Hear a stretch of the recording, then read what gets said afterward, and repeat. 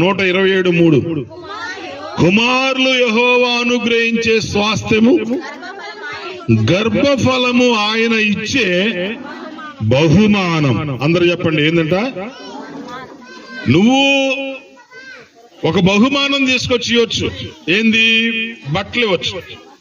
నువ్వు ఒక బహుమానము స్వీట్స్ ఇవ్వచ్చు. నువ్వు ఒక బహుమానము వెండి ఇవ్వచ్చు. నువ్వు ఒక బహుమానము బంగారం ఇవ్వచ్చు. నువ్వు ఒక బహుమానము విలువైన వస్తువు ఏదైనా ఇవ్వచ్చు డబ్బుంటే. కానీ నీ బహుమానానికి దేవుని బహుమానానికి తేడా ఏంటంటే, నీ బహుమానమేమో భూమి మీద దొరికేది నువ్వు తీసుకొచ్చేసి చేయగలుగుతున్నావు.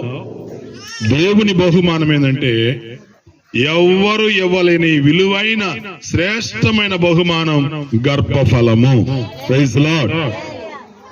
అందుకే అంటాడు, గర్భఫలము యెహోవా ఇచ్చే